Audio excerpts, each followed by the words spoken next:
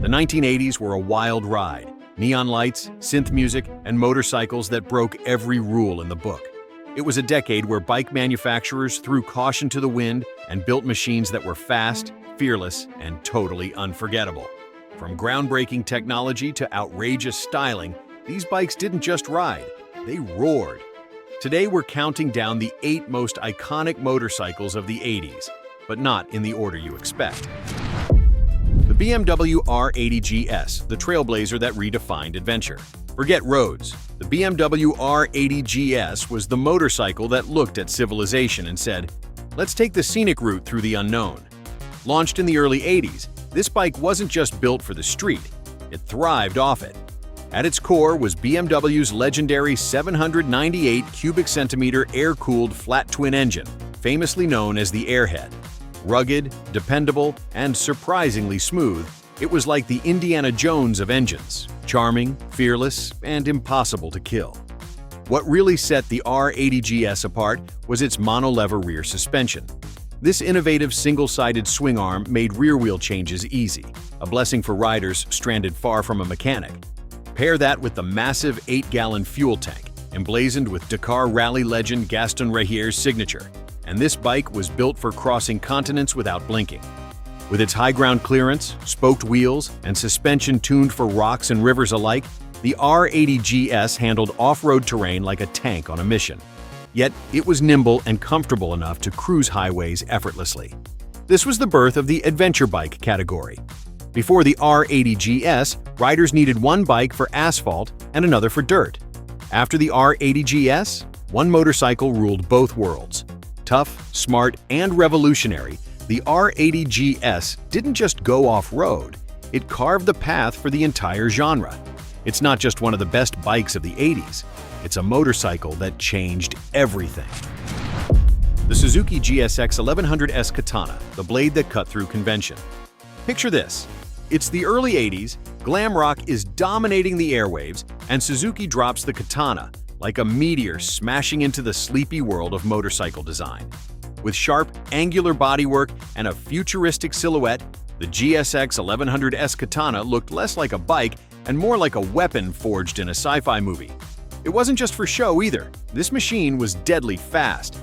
Underneath that radical body was a 1,074 cubic centimeter inline-4 engine that roared with authority. Suzuki claimed it was the fastest production bike available at the time, and they weren't bluffing. Twisting the throttle felt like engaging warp drive. The Katana didn't politely nudge you forward, it launched you like a missile. But it wasn't all brute force. The Katana brought serious aerodynamic thought to motorcycle design, with a wind tunnel-tested fairing and ergonomic seating that kept the rider tucked in, reducing drag and enhancing control at high speeds. Even the seat, crafted from an innovative material, added to its comfort and sleek profile. Inside, the gauges were laid out like the cockpit of a fighter jet, merging form and function in a way that felt far ahead of its time. More than just a bike, the Katana was a cultural statement. It flipped the script on what a motorcycle could look like, and it left a legacy so strong that even decades later, modern versions still draw inspiration from that original rebellious design. Suzuki didn't just release a motorcycle, they fired a warning shot that echoed through the industry.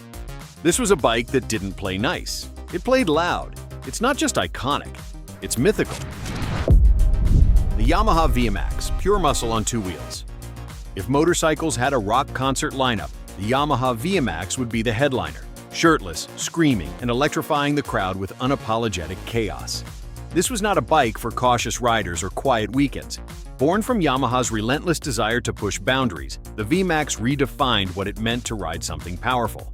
At its heart roared a 1,198 cubic centimeter V4 engine borrowed and transformed from the Venture Royale touring bike. But Yamaha didn't just move an engine over, they supercharged its soul. Bigger valves, higher lift cams, and forged internals made this beast mean. Then came the game changer, the V-Boost system. Below 5,700 RPM, it behaved, barely. But once you crossed that line, it was like flipping a nitrous switch. Instant, ferocious acceleration slammed you back in the seat, all without you touching a thing. With 143 horsepower, mind-blowing for its time, the VMAX wasn't here to win handling competitions. It was built to own straight lines and leave everyone else in its dust. The rear tire struggled to contain the power, and its hefty frame wasn't exactly nimble, but nobody cared. The V-Max was never meant to be refined. It was meant to scare, thrill, and impress, and it did all three exceptionally well. Its aggressive styling was just as loud as its engine. With fake air intakes, a low-slung stance, and minimalist flair, it looked fast, even standing still. It was the two-wheeled equivalent of a muscle car, brash, bold, and built for bragging rights.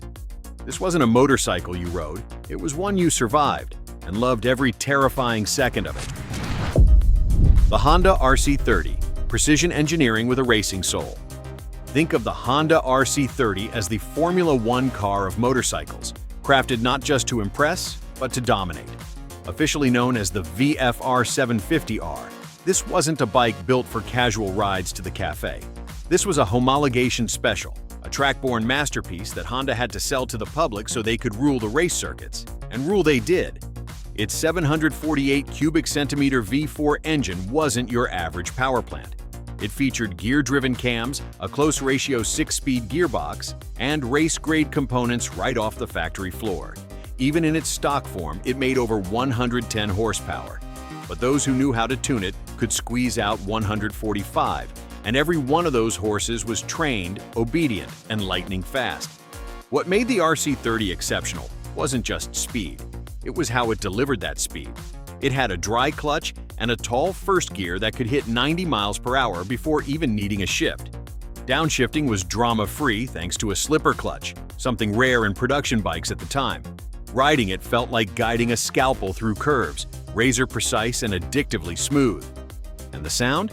That V4 howled like a race bike because, well, it was one. The RC30's lightweight build and cutting-edge suspension made it a dream to ride, especially for those who knew how to push limits. It was one of the few bikes that could comfortably run with full-blown race machines, right off the showroom floor. This wasn't just a great motorcycle of the 80s. It was a legend in the making, an engineering marvel that blurred the line between street and track. The Kawasaki Vulcan VN700A, rebellion with chrome and class. In the heart of the 1980s, while American lawmakers slapped tariffs on large displacement Japanese bikes, Kawasaki didn't flinch. They innovated. Out came the Vulcan VN700A, a cruiser so cleverly engineered it danced around the import tax by squeezing in at exactly 699 cubic centimeters, just under the limit. But don't let that number fool you. This wasn't a compromise, it was a calculated punch wrapped in chrome. The VN700A was a milestone. It marked Kawasaki's first V-twin cruiser, a departure from sport bike domination and a confident entry into American-style cruising. Its liquid-cooled engine delivered a smooth surge of torque, ideal for lazy-day highway rides or flexing a little muscle at the traffic light. It even had shaft drive instead of a chain, eliminating messy maintenance and giving it a more refined, high-end feel. Its visual appeal was just as deliberate: low stance, stretched forks, gleaming pipes, and an optional LTD version with extra chrome and flair. It was built to look tough, and it delivered. More than just a pretty cruiser, it was reliable, smooth, and surprisingly well-balanced. Even after the tariffs were lifted, the Vulcan kept evolving into larger variants, but the 700A remained beloved. Riders today still hold onto theirs, reluctant to part with a bike that symbolized smart design, subtle rebellion, and timeless cool. It wasn't just made to dodge taxes, it was made to last, and it did so in style. The VN700A didn't just mark Kawasaki's entry into cruisers, it set the tone for decades to come. The Yamaha FZR600 Genesis, the future, delivered early. In an era where big hair met big speed, Yamaha introduced something that felt like it came from the future: the FZR600 Genesis. If the 1980s had a two-wheeled ambassador for style, tech, and raw performance, this was it. Lightweight, agile, and eye-catching, the FZR600 was a sleek predator dressed in plastic and ready to hunt. Beneath the futuristic fairing sat a 599 cubic centimeter inline-4 engine that churned out a thrilling 91 horsepower at a sky-high 10,500 revolutions per minute. With its double overhead camshaft design and liquid cooling, it loved to scream. But this wasn't a screamer without control. This was precision chaos. Yamaha tuned the Genesis for balance and finesse, making it one of the easiest bikes to toss through corners. Weighing under 400 pounds, it felt like an extension of your thoughts on the road. The chassis was light and responsive, and the suspension was no joke. Up front, beefy 41mm forks soaked up imperfections while offering razor-sharp feedback. In the rear, the monoshock gave 115mm of smooth travel, keeping things planted even when pushing the limits. And those brakes? Top tier. Twin-piston calipers up front, a single disc in the back. It stopped as confidently as it launched. But what really made the FZR600 a standout was its vibe. With twin round headlights, a sleek windshield, and an exhaust that sat high and proud, it looked like something out of an anime. A solo seat cap hinted at race day intentions, and its triple-spoke wheels were pure 1980s eye candy. This wasn't just a great sport bike, it was the sport bike of the late 80s. Whether you rode one or just watched it zip by, the FZR600 was unforgettable. The 1985 Suzuki GSX-R 750, the race bike that escaped the track. Before the GSX-R 750, street bikes were like clunky old jukeboxes, loud, heavy, and stuck in the past. Then Suzuki said, "What if we took a full-blown race machine and gave it license plates?" And just like that, the GSX-R 750 rolled into the spotlight and rewrote every rule.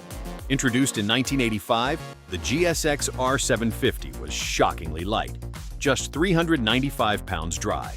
That's lighter than some modern 600s. Its aluminum frame was a game-changer, ditching steel to save weight and boost rigidity. Pair that with wind tunnel-designed bodywork, and suddenly, the street had a track star in its midst. The engine? A four-cylinder, 749 cubic centimeter screamer, delivering around 100 horsepower, eye-watering in its time. It used a unique oil and air cooling system called SACS, Suzuki Advanced Cooling System, which kept it cool under pressure without the complexity of full liquid cooling. That let the engine run hard for longer without overheating, making it perfect for racers and weekend warriors alike. On the road, it didn't just move fast, it felt fast. Throttle response was immediate thanks to smooth operating carburetors, and the handling was crisp and communicative. The GSX-R hugged corners like a pro racer and begged you to lean just a bit harder. Even the sound, raw and unfiltered, was addictively mechanical. And the styling? Pure track-ready aggression. No fluff, no chrome, just business. Low handlebars, high tail, minimal fairing. It looked fast sitting still, because it was fast. Suzuki didn't build this to keep up with trends. They built it to make history. Every sport bike that came after owes something to the GSX-R 750. It didn't just change the game, it started the game as we know it. The Kawasaki GPZ 900R, the superbike that changed everything. If there was one motorcycle that didn't just define the 1980s, but owned it, it was the Kawasaki GPZ 900R. This wasn't just a fast bike. It was a technological leap, a style icon, and a pop culture legend, all wrapped in one red and black blur.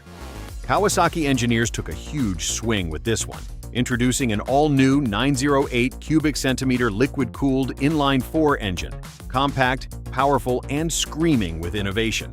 At 115 horsepower, it wasn't just fast, it was record-breaking. The GPZ 900R became the first production motorcycle to break the 150-mile-per-hour barrier, leaving sports cars in its dust and competitors scrambling to catch up. But this wasn't just a speed machine. The steel perimeter frame gave it perfect balance and handling far superior to the lumbering bikes of the past. It felt planted, confident, and surprisingly agile for something so fast. The suspension was tuned for performance, the brakes were powerful, and even the aerodynamics had purpose. The full fairing wasn't just about looks, it sliced through wind like a jet wing. Speaking of jets, yes, this was the bike ridden by Tom Cruise in Top Gun. Maverick had the F-14 Tomcat in the skies and the GPZ 900R on the ground. It became instantly iconic, a symbol of rebellion, speed, and style. The GPZ wasn't just ahead of its time, it was from the future. It laid the groundwork for the modern superbike, influencing everything from frame design to engine layout. Even today, riders and collectors talk about it with reverence. Fast, futuristic, and forever cool. The GPZ 900R didn't just win the 80s, it left a legacy. From thunderous cruisers to race-ready rockets, the 1980s gave us motorcycles that didn't just perform, they made a statement. These weren't just machines, They were cultural icons that redefined what it meant to ride. If you've ever dreamed of the open road with an engine screaming beneath you, these bikes were the blueprint. Which one would you take for a spin? Drop your favorite in the comments below. Hit that like button if you felt the nostalgia. And don't forget to subscribe for more two-wheeled legends every week. Ride safe and stay iconic.